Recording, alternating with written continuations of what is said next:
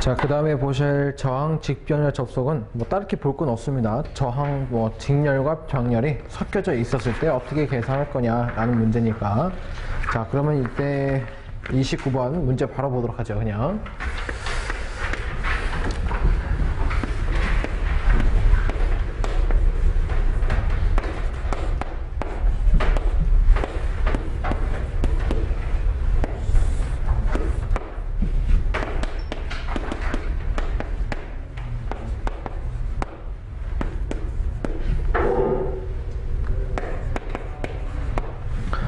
자, 29번처럼 그림과 같은 회로에서 4ohm에 흐르는 이 전류값은 어떻게 됩니까? 라고 물어봤는데 4ohm짜리를 찾아보니까 여기에 있어요.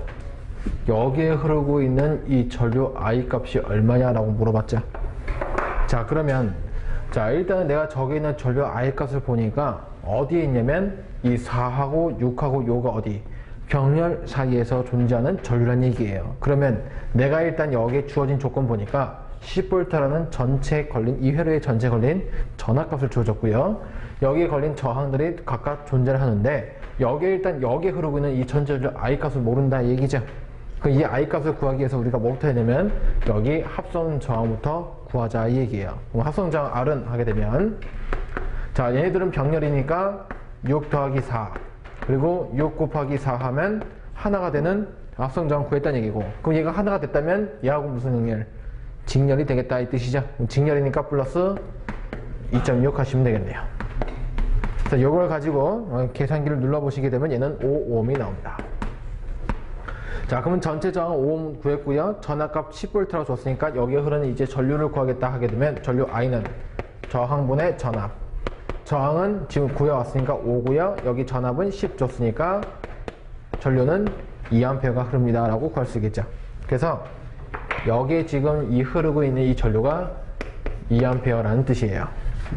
그럼 2A가 지금 여기 쪼개졌으니까 이 쪼개진 전류 이제 구할 수 있겠죠. 우리가 앞에 배운 전류 분배 법칙에서 그럼 전류 여기를 원이라고 보죠. 헷갈리지 않게 원이라고 본다면 이 전류 원은 자, R1 플러스 R2 플러스 분의 자, 여기에 남의 거 올리는 거니까 남의 거에 곱하기 전체 전류값.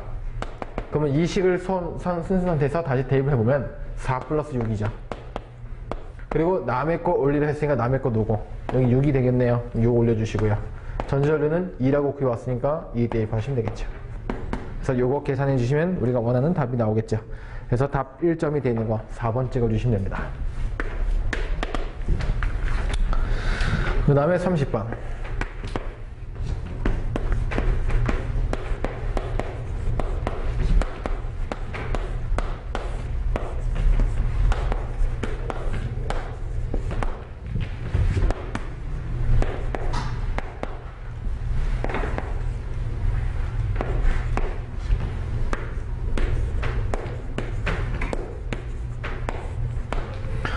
자, 다음 회로에서 A, B 간의 합성저항은 무엇입니까? 자, 이 회로를 이렇게 주어진 상태에서 우리 보고 그냥 합성저항값 구해보라고 합니다.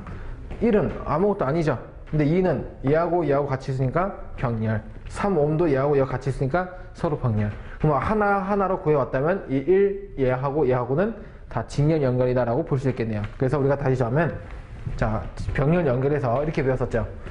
같은 크기가 있다면 그 개수를 뭘로? 우리가 두 개밖에 없으니까 2로 나눠줘라. 그러면 2 나누기 2 하시면 여기에 합성저항은 1ohm이다 라고 구할 수 있겠고요. 여기도 3인데 3 크기가 똑같은 거니까 3 저항을 물로 3개로 나눠주시면 얘도 1ohm의 크기가 되겠다는 거죠. 그럼 이 1과 요거 또 1이 직렬되어 있으니까 다 덧셈 해주시면 되겠네요. 그래서 합성저항은 3 되는 거 답 보시면 3번에 있죠. 자, 그 다음에 31번. 그림 같은 저항 회로의 전 전류 I는 얼마입니까? 라고 물었어요.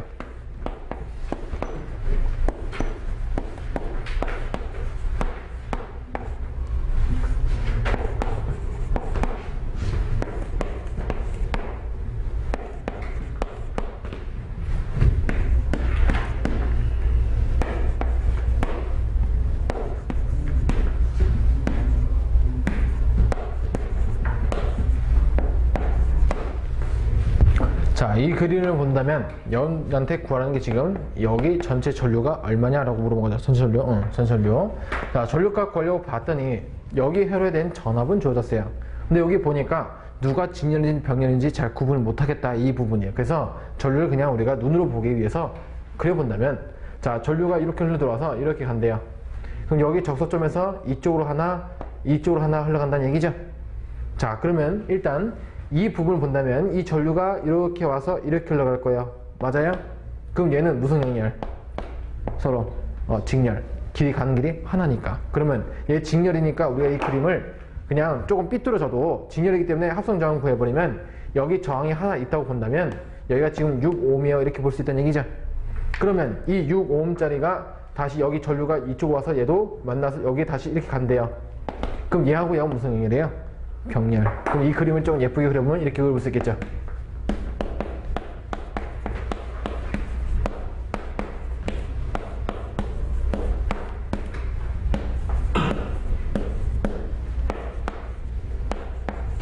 이렇게 그려볼 수 있겠네요. 그럼 이 그림을 가지고 이제 얘들 병렬, 그 다음 얘네들 다 뭐예요? 서로 직렬 관계. 그럼 다시 쓰면 3 플러스 6, 3 곱하기 6 플러스 2 플러스 2 하시면 요거에 대한 합성저항 R입니다 라고 할 수 있다는 얘기죠.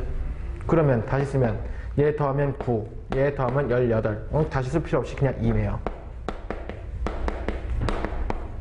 6ohm이다 라고 구할 수 있겠죠. 그럼 6ohm이고 여기 전압이 30V였으니까 전류 I는 하게 되면 저항분의 전압. 저항은 저항이 6에 있으니까 6, 전압은 30.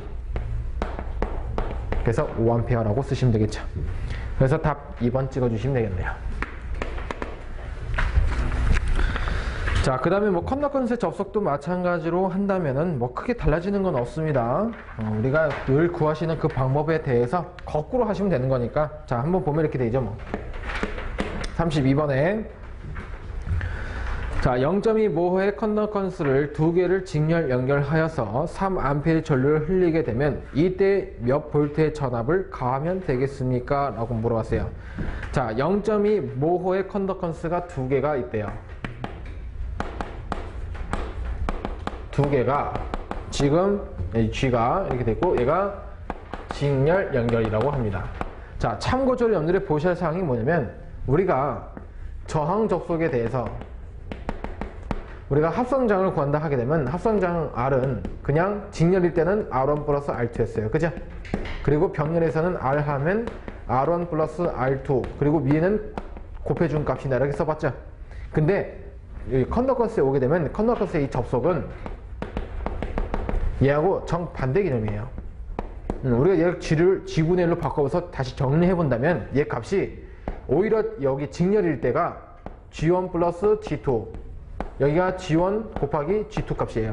병렬 값이 오히려 G1 더하기 G2 값을 구한다라고 보시면 된다는 얘기죠.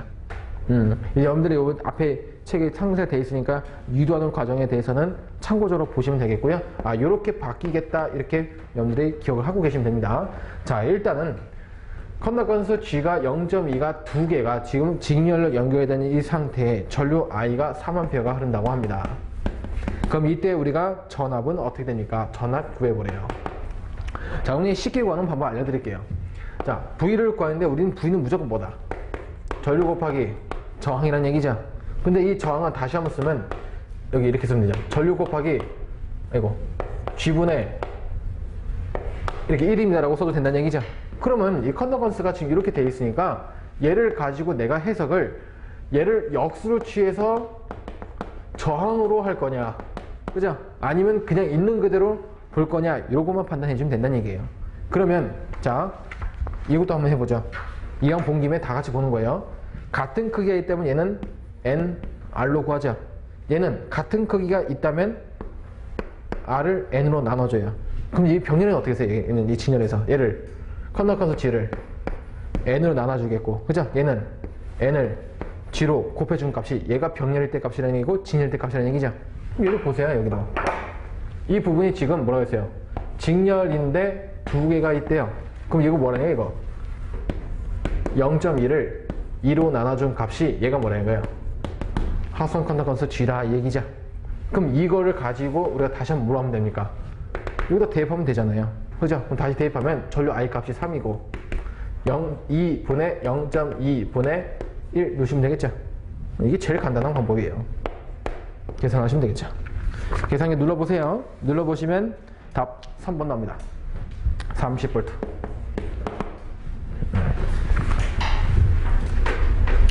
자, 그 다음에 33번.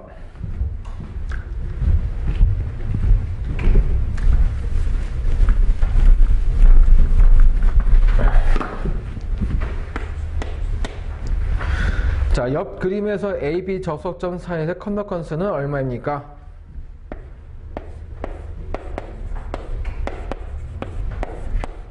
요런 문제 틀리시면 조금 억울하실 거예요. 자, 그림 값을 줬는데 얘 딱 주어졌다. 단위 보니까 뭐다 이건? 5옴 값이니까 내는 여기다가 저항 R 값을 줬다 이 얘기죠. R 값을 가지고 우리가 병렬 이어하게 되면 같은 크기가 병렬이니까 그 10을 2로 나눠주시면 합성 저항 R은 5라고 구할 수 있다 이 얘기죠. 그럼 합성 컨덕턴스 G라는 거는 얘들 역수니까 5분의 1입니다 라고 써도 된다는 얘기네요. 5분의 1 되는 거 가나다라 답을 보시면 5분의 1이 0.2니까 2번 찍어주시면 되겠죠. 내가 이렇게 구하기 싫다. 바꿔주세요 그냥. 뭘로? 10분의 1로 10분의 1로 병렬일 땐 얘네들 그냥 더하라면서요. 그죠? 그럼 10분의 2 다시 쓰면 5분의 1 이렇게 구하나 이렇게 구하나 똑같은 거죠. 여러분들이 이해하시기 편한 대로. 자, 그 다음에 보실 내용이 휘스톤 브리지법입니다.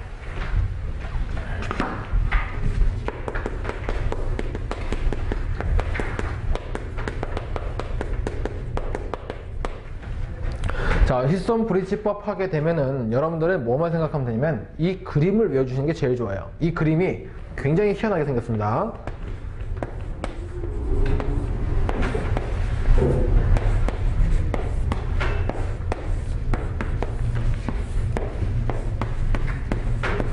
자, 문제에서는 여기를 P, 여기를 X, 그 다음에 여기를 Q, R. 자, 이 문제는 뭐 다른 거 없어요. 여기 저항값을 P, X, Q, I라고만 표현해봤다 이 얘기예요. 자, 그러면 이 휘스톤 브리지법입니다 한다면 여러분들 여기다 밑줄 치시면 됩니다. 일단은 휘스톤 브리지법이라는 거는 우리가 이 전선로에 있어서 고장점을 검출하는 데 이용을 하는 기기다라고 보시면 되겠어요. 근데 문제에서는 이걸 물어보는 게 아니라 여러분들이 물어보는 게 뭐냐면 내가 여기에 주어진 이 4개의 저항에 대해서 우리가 여기에 어떤 전류가 한다면 여기 쪼개진다는 얘기죠. 전류가 그럼 쪼개지면 여기에 이 검육이라는 이 부분은 전류가 흘렀을 때 검육이라는 얘기는 고장 전류가 흐르게 되면 거기 고장 전류가 여기에 작동해서 이 검육의 지지바늘이 삐릭삐릭하고 움직인다는 얘기예요. 그럼 여기에 만약에 어떤 선로에서 고장이 났다면 여기 전류가 흘러 들어갈 때 얘들을 통해서 여기로 간다는 얘기죠. 병렬이니까. 그럼 병렬이 갔을 때 여기 찌릿찌릿 움직일 건데 물어보는 게 지금 고장 전류를 구하라는 게 아니라 이 검육에 흐르는 IG라는 이 부분이 안 흐른다고 봤다면 우리는 여기 저항과 여기 저항과 여기 저항과 여기 이 4개의 저항들이 서로 평행 상태라는 서로 같을 때가 조건이 있다는 얘기예요. 그래서 여러분들은 여기다 밑주시면 돼요. 여기 맨 끝에 보시면 검육계가 지시하는 지시값이 전류를 I가 0으로 만들 때 평행이 되었다고 한다. 여기가 제 키포인트입니다. 맨 밑에 있어요. 맨 밑에. 예. 보이시나요? 예. 그 부분. 이 부분을 좀 말이 어렵다 하시는 분들은 이렇게 보시면 돼요. 검육의 이 G에 흐르는 전류 IG가 0이 되는 조건이다 라고 보시면 돼요. 이 조건을 만족하게 되면 어떻게 되면 이 중앙 상태가 개방 상태로 바뀌어요.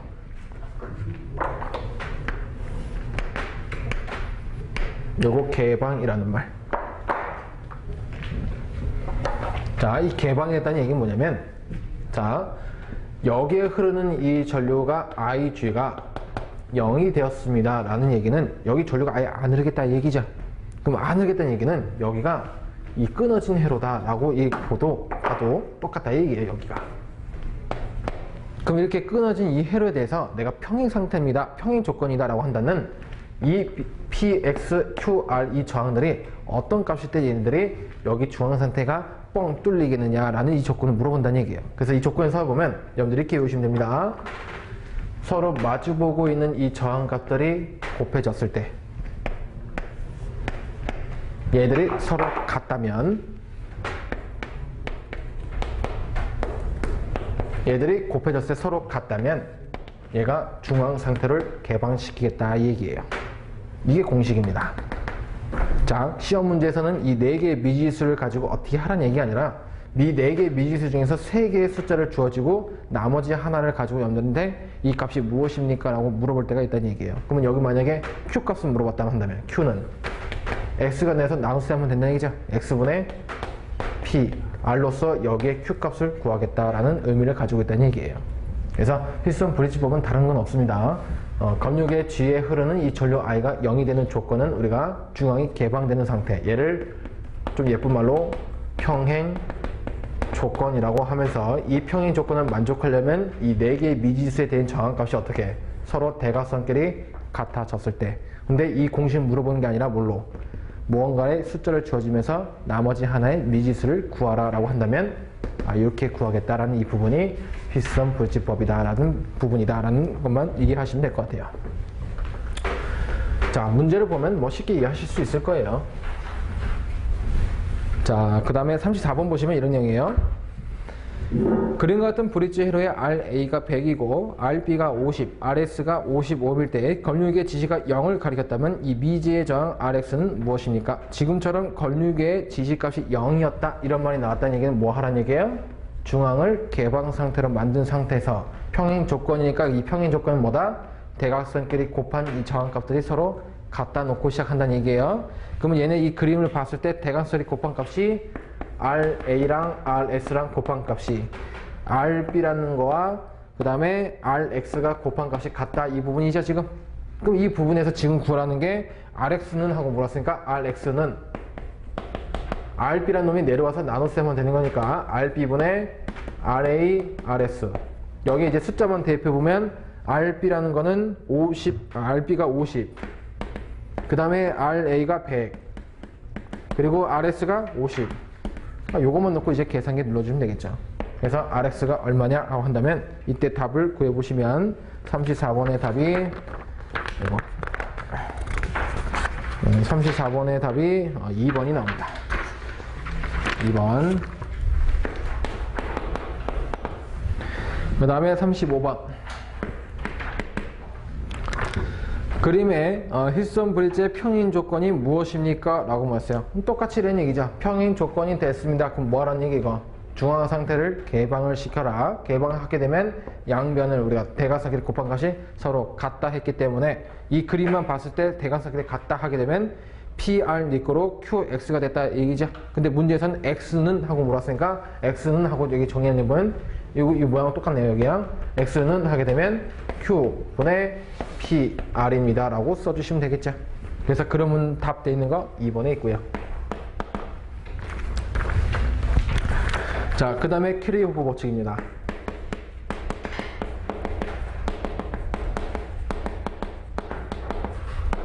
자, 이 키르호프 법칙 하게 되면 뭐 다른 얘기는 아니고요. 키르호프라는 사람이 먼저 이 만들었다 해갖고 그 사람 이름을 따갖고 이 이름을 키르호프 법칙이라고 해놨다는 얘기예요.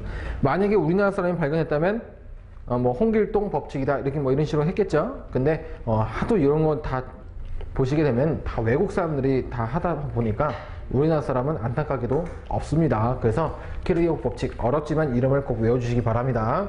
자, 그럼 키르호프 법칙 하게 되면 여러분한테 이제 물어보는 게 두 가지로 물어봐요. 그래서 우리는 이 두 가지로 하는데 첫 번째와 두 번째로 나눠집니다 하게 되면 키르호프 법칙에 우리가 전류 법칙이라는 게 있고 또는 전압 법칙이라는 게 있어요. 그래서 첫 번째로 우리는 키르호프의 전류 법칙을 한번 정의를 해보도록 할 거예요. 자, 전류 법칙을 우리가 영문을 쓰게 되면 K, C, L입니다 라고 표현해 보면서 이 전류 법칙입니다 라고 한다면 얘는 어떤 의미를 갖고 있냐. 자, 여러분들은 여기다 그냥 책만 보시면 됩니다. 자, 이렇게 보시면 돼요. 자, 의미의 한 점에 들어가는 전류의 합은 이 나가는 전류의 합과 같다 라고 하는 게 이 키르호프의 전류 법칙이라는 얘기예요. 자, 쉽게 말하면 이런 얘기죠. 자, 우리가 앞에서 병렬회로를 배웠듯이 자, 이런 저항값이 있고 여기도 이런 저항값이 이렇게 있대요. 자, 그리고 여기 회로에 대해서 이때 전류 I가 10A가 흐릅니다 라고 가정을 하게 된다면 여기 R1과 R2라는 이 저항값이 서로 다르다고 했을 때 이 접속점에서 이 전류가 아래로 빠져나간다 얘기죠. 근데 이 빠져나가는 이 전류가 여기 위에 흐르는 이 전류를 7A, 여기 밑에 흐르는 전류를 3A입니다 라고 가정을 해봤을 때 이 뜻이 뭐냐면 전류 법칙이라는 거는 이미의 이 한 점에서, 이 한 점이라는 얘기는 여기가 얘가 나눠졌을 때 여기 점을 얘기한다는 얘기예요. 이 점에서 들어가는 전류의 합은 나가는 전류의 합과 같다. 여기 들어갔을 때가 몇 암페어? 10A가 들어갔다가 빠져나가는 이 전류의 합도 뭐다? 7과 3이 빠져나갔으니까 얘도 합을 하게 되면 여기 들어가는 이 전류 합과 같다는 얘기가 키르호프의 전류 법칙이라는 얘기예요. 자, 근데 시험 문제에서는 이 그림을 주어질 때 이런 식으로 주어지는 게 아니라 여러분들 이런 식으로 준다는 얘기예요. 이미 한 점이 이렇게 있다고 가정을 하고요. 옆에 여러분들 책의 옆에 그림 참고하시면 됩니다. 자, 이 들어가는 전류가 I1이 이렇게 들어가고 있다고 하고 I2가 또 이렇게 들어가고 있다고 하고요. 그 다음에 I3도 또 이렇게 들어가고 있대요. 근데 이때 I4가 나가고 있고 I5가 이렇게 나가고 있다고 한다면 얘들을 굳이 수식으로 써봤을 때 어떻게 표현할 거냐. 자, 이 임의의 점에서 들어가는 이 전류는 I1, I2, I3가 들어가고 있는데 얘들의 합이 누가 같다는 거예요? 이 점에서 나가는 이 전류의 I4, I5랑 합과 같다라는 이 부분이죠. 그래서 굳이 식을 써본다면 I1, I2, I3를 더한 값이 I4 플러스 I5다 라는 이 부분이 식이 이렇게 성립이 되겠네요. 그러면 자 보세요. 이 부분을 이쪽으로 넘겨버려서 다시 식을 정리해 본다면 I1 플러스 I2 플러스 I3 마이너스 I4 마이너스 I5가 되겠다 얘기죠. 그럼 얘네 몇 나오겠어요? 0. 그러면 얘네들을 다 더한 값이 얼마 나오겠다 이게 이거 0이 나오겠다 얘기죠. 그래서 이 다 더하겠다라는 부분을 이 시그마라고 읽으시면 돼요. 얘를 시그마. 시그마 i라는 거는 0입니다 라는 크기를 쓰겠다 얘기예요. 자, 그러면 이 0이라는 거는 임의의 접속점에서 바라봤을 때 이 크기가 0이라는 얘기예요. 그럼 전류가 흐른다 안 흐른다? 흐르고 있다는 얘기예요. 전류 흘러가잖아요. 이만큼 흘러간다고. 그죠? 근데 그 크기를 뭘로? 들어가는 합과 나가는 합을 봤을 때는 얘네들의 크기가 같기 때문에 서로 크기를 얼마? 이 점을 봤을 때는 0인의 크기를 가지고 있다라고만 표현만 하자 얘기예요. 표현만. 그래서 여기다가 여러분들한테 전류의 법칙 해놓고 시그마 i는 0입니다 라고 표현했듯이 여기다 0을 했다면 저 전류가 안 흘러요 이런 뜻이 아니라 전류는 흘러요. 다만 무슨 뜻이다? 들어가는 전류의 합과 나가는 전류의 합이 같아요 라는 이 부분에 의해서 0이라는 크기를 표시하겠다라는 부분이죠. 이게 우리가 전류 법칙이다 라고 보시면 되겠고요. 그 다음에 밑에 우리가 제2법칙 해서 전압 법칙이 있어요. 전압의 법칙. 자, 얘는 KVA라고 표현해 보면서 자, 전압 법칙이라는 건 무슨 뜻이냐? 자, 이렇게 보시면 됩니다. 자, 의미의 폐회로에서 자, 이 기전력이 있다면 이 기전력의 이 합은 자, 우리가 앞에서 뵀던 누구 있냐면 전압 강하라는 말이 있었죠. 이 전압 강하의 합과 같다라고 하는 이 부분이 이 키르호프의 제2, 즉 전압 법칙이다 라고 표현한다는 얘기예요. 자, 그러면 얘에 대해서는 여기 옆에다 그림을 그려보도록 하죠.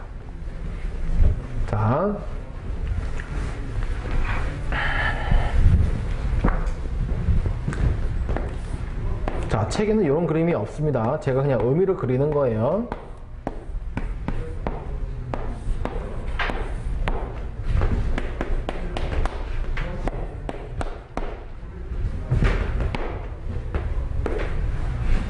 여기 V1, 여기를 V2라고 하고요.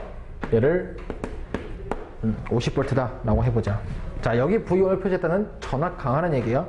저항값이 얼마인지 모르고 전류값이 얼마인지 모르지만 전류와 저항이 만나서 여기에 만든 전압이 50V라고 해봤을 때 여러분한테 여기 V2가 얼마입니까? 라고 물어본다면 이제 어떻게 할 거냐 이 얘기예요. 자, 그러면 이때는 뭘 이용할 거냐면 우리는 요걸 이용한다는 얘기죠. 방금 했던 이미의 이 폐회로에서 기전력의 합은 전압 강화의 합과 같다라는 이 부분. 그러면 자, 여기 폐회로라는 이 부분은 뭐냐면 이런 거예요. 이런 거. 개방된 회로가 아니라 무조건 우리는 회로는 폐회로가 되어야지만 전류와 전압이 걸려서 내가 어느 에너지 값을 전달할 수 있다라는 부분입니다. 자, 그러면 이 전압값을 본다면 자, 왼쪽에 하나 있고 오른쪽에 하나 있다는 얘기죠. 그럼 여기 긴 쪽이 플러스고 짧은 쪽이 마이너스라고 했었어요. 그럼 얘도 여기가 긴 쪽이 플러스고 짧은 쪽이 마이너스예요. 그럼 이 전압에 대해서 전류에 흘러가는 방향을 본다면 이 왼쪽에 있는 거는 플러스가 위로 있으니까 이 선로 타서 이렇게 간다는 얘기죠. 오른쪽으로.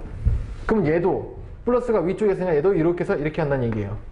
그러면 이 전류와 이 전류의 지금 저 방향이 서로 반대 방향, 즉 여기서 만난다는 점이죠. 근데 앞에서 우리가 전압이라는 걸 배우셨을 때 제가 물통을 비유했었잖아요. 그죠? 수통에다가 전압은 항상 어디서 흐른다고요? 높은 데서 낮은 곳으로 흐른다고. 그러면 여기에 대한 내가 이 기전력의 합을 구하고 싶어요. 즉 V를 구하고 싶어 한다면 여러분들은 이 100하고 이 30을 더해야 될까요? 100하고 이 30을 빼야 될까요?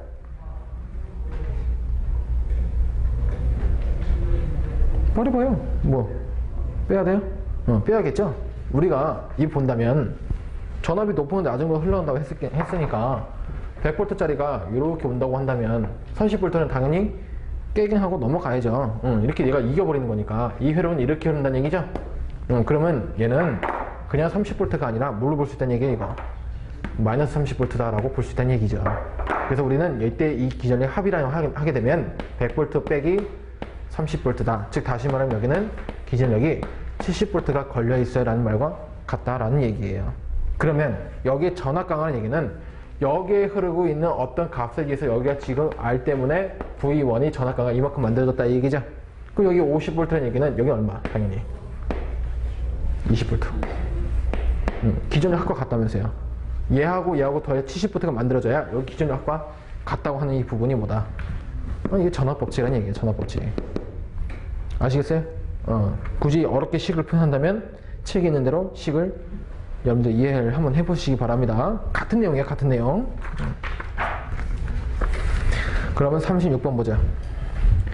자, 회로망의 임의 저속정에 유입하는 여러 종류의 이 총합은 0이다. 자, 이것은 어느 것입니까? 라고 물어봤어요. 1번 쿨롱, 2번 오hm, 3번 패러데이, 4번 큐리의 법칙.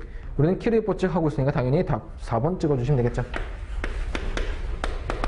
여러분들 어차피 뒤에서 배우시겠지만 쿨롱의 법칙 하게 되면 여러분들이 정전개편에서 배우실 거고요. 오음의 법칙은 아까 해봤지만 우리는 이 전류의 크기를 봤을 때 전압에 비례하고 저항에 대해서 반비례한다는 거. 그 다음 패러데이 법칙 하게 되면 여러분들 또 뒤에서 배우시겠지만은 얘는 이 유도 기준력에 대한 크기를 결정하는 식입니다. 그래서 아직 배우지 않았으니까 여러분들이 참고적으로 그냥 보시면 되겠고요. 그래서 답은 4번 그대로 찍어주시면 되겠고. 그 다음에 37번 보시면 다음 회로에 대해서 흐르는 이 전류의 값은 얼마입니까? 라고 물어봤는데 그림이 이렇게 줬죠.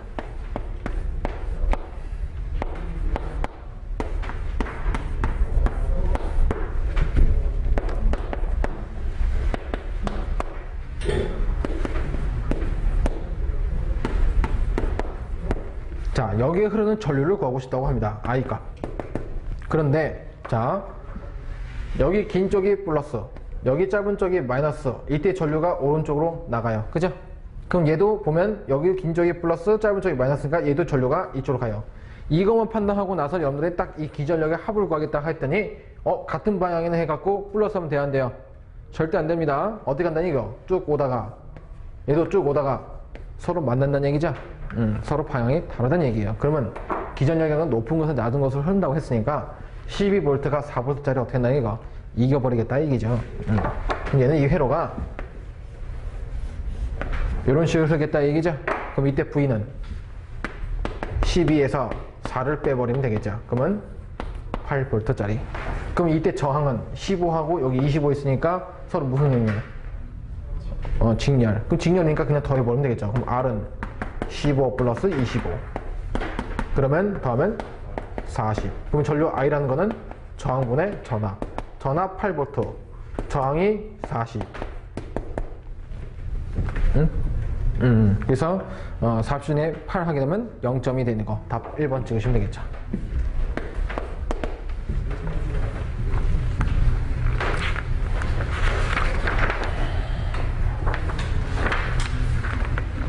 시간이 굉장히 좀 애매한데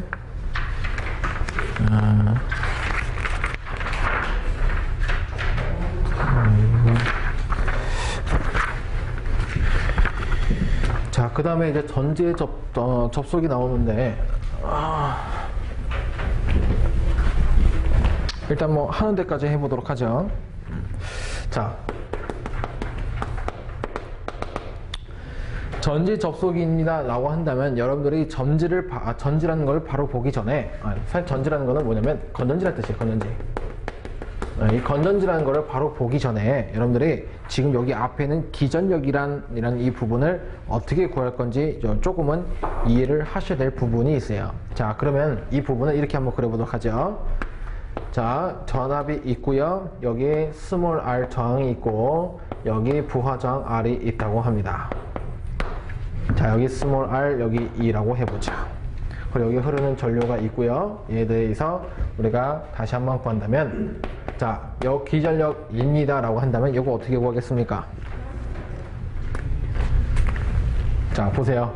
이 그림만 보면 요거 스몰 r 저항하고 여기 라지 r 저항하고 서로 무슨 관계? 직렬. 직렬은 뭐 하라는 얘기야 이거? 덧셈. 그죠? 그럼 얘들 플러스 하라는 얘기죠? 그럼 여기 기전력입니다 라고 한다면 자, 여기 이 전류라는 거는 얘하고 얘하고 같은 거고 얘하고 얘하고도 같은 거죠. 직렬이니까. 그러면 굳이 한번 써본다면 자, 여기 기전력이라는 거는 전체 전압을 뜻하는 거니까 얘하고 얘하고 만난다면 얘를 그냥 이렇게 보자. 얘하고 만나는 거니까 전체 전류하고 스몰 r하고 곱해도 전압 뜬다는 얘기죠. 그럼 또 여기 전체 전류하고 라지 r하고 곱해도 똑같은 전압이 뜬다는 얘기죠. 그럼 얘들을 다시 합을 한 게 뭐다? 여기에 기전력입니다 라고 표현할 수 있다는 얘기네요. 그러면 이 부분을 우리가 편의상 V라고 표현해 본다면 이렇게 표현해도 되겠죠. 그럼 만약에 여기서 이 부분에 이 저항에 걸려있는 여기에 이 전압을 단자 전압이라고 우리가 부하 전압이라고 표현해 봤을 때 이 부하 전압을 구하겠다라고 하면 부하 전압 V는 하게 되면 이 부분이 넘어가서 뺄셈 해주면 구할 수 있다는 얘기죠. 그럼 전체 전압에서 여기 걸려있는 전압을 빼주면 되더라. 얘도 하나의 전압이니까 제가 그냥 표만 안 한 것 뿐이에요. 그럼 전압을 이렇게 뺄셈을 하겠다 이 부분이에요. 그러면 제가 지금 이렇게 설명드리는 이유는 뭐냐면 우리가 이 천체를 봤을 때 얘를 표시할 때 내부 저항이라는 값을 쓸 거예요. 내부 저항. 그러니까 실제로 우리가 여기에 달려있는 어떤 저항값, 눈으로 볼 수 있는 저항값은 아닌데 어떤 부분에 대해서 얘는 항상 재질, 어떤 매질에 대해서 구성이 되다 보니까 그거에 의한 어떤 전류나 또는 전압을 걸었을 때 얘들의 그 값이 조금은 다운이 된다 이 얘기죠. 그래서 여기에 뭔지 모르지만 내부 저항이 있다고 보는 거예요. 그러면 우리가 두 번째 이 전지 접속을 볼 건데 이 전지라는 이 건전지 접속에서 건전지 얘도 직렬과 병렬이 나눠집니다. 그래서 직렬부터 본다고 했을 때 직렬 연결해서 이렇게 보자는 얘기예요. 자, 제가 요걸 슈퍼 가갖고 요따만한 건전지 하나 사왔어요. 그리고 얘를 이렇게 해갖고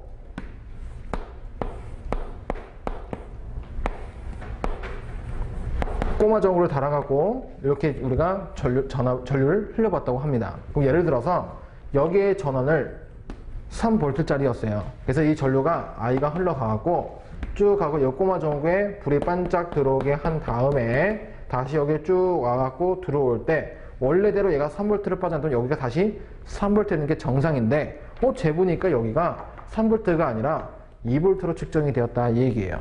그러면 나머지 요거 1V가 어디로 갔냐 이 얘기예요. 어디로? 그럼 나는 여기다 공급을 해줬으니까 다시 델로 받은 거잖아요. 올 때. 그죠? 근데 알고 보니까 이 건전지의 내부에는 이런 저항값이 하나 더 있더라 이 얘기예요. 눈에 보이진 않지만 내부 저항이라는 값이 하나 더 있다 이렇게 보는 거예요. 이 내부 저항이라는 값이 내가 아무리 진짜 좋은 발전기를 만들어도 내부 저항이 있어요. 그죠? 어떤 재주를 만들 거니까 다 있다는 얘기예요. 그래서 내부 저항은 무조건 존재하는데 얘가 어느 값인지는 모르지만 건전지에서 바라본다면 얘들은 이제 진열과 병렬을 가지고 어떻게 표현을 할 거냐 이 얘기예요. 자, 그러면 일반적으로 우리가 건전지 하게 되면 하나만 안 쓰죠.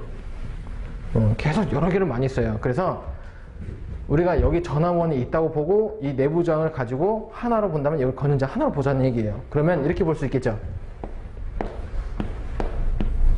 여기 건전지 하나, 그리고 여기 또 건전지 하나, 또 여기 건전지 하나 해서 쭉쭉쭉 해갖고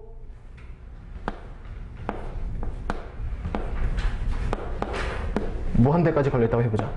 아주 많이 이렇게 걸려있는 이 부분에 대해서 여기에 꼬마 전구라는, 우리가 꼬마 전구를 내가 쓰고자 하는 기기라면서요, 그죠? 그리고 우리가 부하정이라고 표현할 거예요. 부하정이 R이라는 걸 걸게 되면 시험에서 물어보는 게 여기에 흐르는 이 전류가 뭐냐라고 구할 때가 있어요. 자, 그럼 여기에 전압을 2라고 보고 내부 저항인 걸 스몰 r, 2, r, 여기도 2, r, 여기도 2, r 이렇게 보는 상태에서 여기에 흐르는 전류가 어떻게 구할 거냐라는 부분이에요.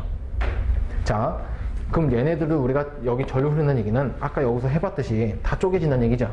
전력은 직렬이니까 상관이 없지만 전압이란 것도 그렇고 이렇게 쪼개지니까 이런 관계 속에서 만들겠다 이 얘기예요. 그런데 자, 헷갈리지 말아야 됩니다. 이 그림을 내가 등가 회로로 잠깐 간단하게 그려보자 얘기예요. 그럼 그려보면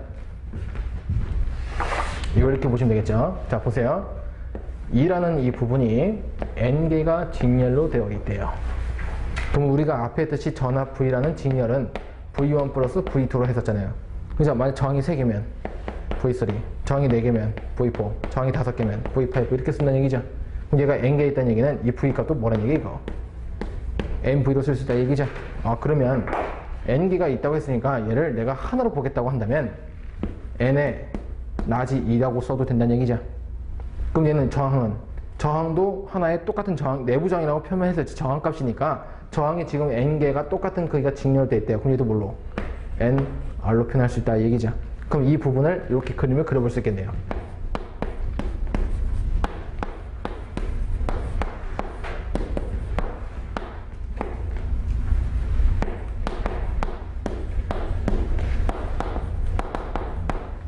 이렇게 간단히 그려볼 수 있겠죠. 자, 그럼 이거에 대해서 우리가 전류를 구합니다 하면 이제 쉽게 구할 수 있겠네요. 흘러가는 전류의 길이 몇 개? 1개. 하나의 직렬 연결이다 볼 수 있다는 얘기죠. 그럼 이 상태에서 우리가 전류 I입니다 라고 한다면 저항분의 전압으로 구하면 되잖아요. 그죠? 근데 이때 저항값을 보니까 여기 부하정이라는 건 R0라고 표현해보죠. R0라는 값과 여기 NR이라는 내부 저항이 있으니까 얘들이 서로 뭐한다? 직렬이기 때문에 덧셈 해주시면 되겠네요. 덧셈 해주면 R0에 플러스 NR 분의 여기에 이때 전력 보니까 전력은 요거밖에 없던, 아니 전압은 얘밖에 없다는 얘기죠. 그대로 돼. 여기에 대한 직렬입니다 하는 경우에 전류는 이만큼이 흘러요 라는 이 부분이 공식이 되겠다 이 얘기예요. 자, 이게 공식입니다. 자, 근데 이거 어렵게 외우지 마세요. 그림만 그려보면 다 나와요. 근데 이 그림을 그리는데 여기 주어진 여기 적화장, 여기 주어진 내부장, 요거 직렬되어 있으니까 서로 뭔다? 합을 쓴 것밖에 없어요. 여러분들 앞에 배운 공식하고 똑같다 이 얘기죠.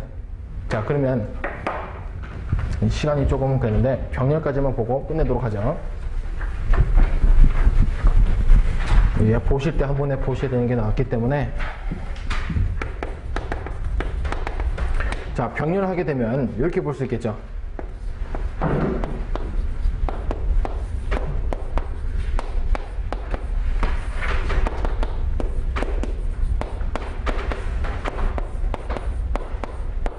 자, 이번에 부하를 박스라고 한번 해볼게요. 박스라고 이렇게. 그리고 나서 여기에 흐르는 전류가 얼마냐?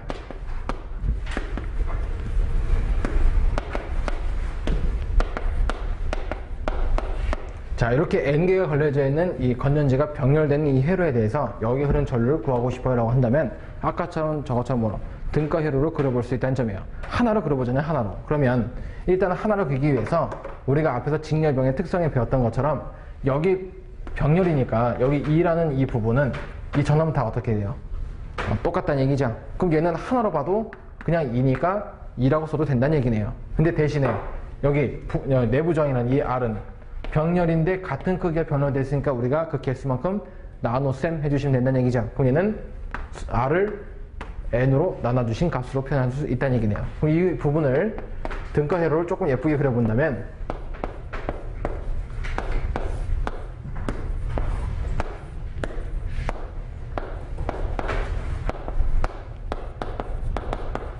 이렇게 볼 수 있다는 얘기죠. 그럼 이 회로도 뭐야 이거? 하나의 직렬 회로를 볼 수 있다는 얘기네요. 이 직렬 회로에서 전류 I는 저항분의 전압이니까 여기 저항을 R0 본다면 자, 이 R0와 여기 N분의 R은 서로 뭐한다? 직렬이기 때문에 덧셈 해주면 되겠죠. 그럼 R0 플러스 N분의 R 분의 여기 전압은 요거 2라고 그냥 쓴 것 뿐이니까 2라고만 써주시면 되겠죠. 그래서 요게 병렬에 대한 전류 구하는 공식이다. 자, 차이점 발견하셨어요? 어떤 차이점인지? 그냥 무작정 외우지 말란 얘기입니다. 그래서 여러분들이 정리가 되어 있는 이 제가 표를 하나 그려놨어요. 표를.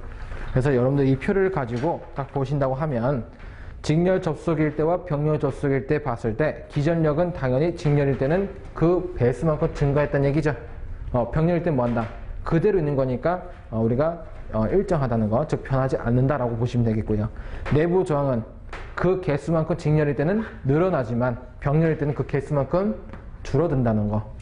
그럼 용량은 직렬에 대해서는 용량은 안 변합니다. 그대로 있는 거니까. 근데 병렬일 때는 그 용량만큼 증가를 되겠다 이 뜻이 되겠고요. 그 다음에 전류 방금 써봤으니까 이렇게 쓰겠다는 거죠. 여기 하고 여기 써봤던 거 저쪽에 있는 거. 그래서 그렇게 하시면 되겠고요. 다음 시간에는 요거 문제를 가지고 한번 풀어보도록 하겠고 여러분들은 공식이 이렇게 된다는 거지만 좀 외워주시면 될 것 같습니다. 그래서 오늘 수업 여기까지 하도록 하죠. 오늘 고생 많으셨습니다. 고맙습니다.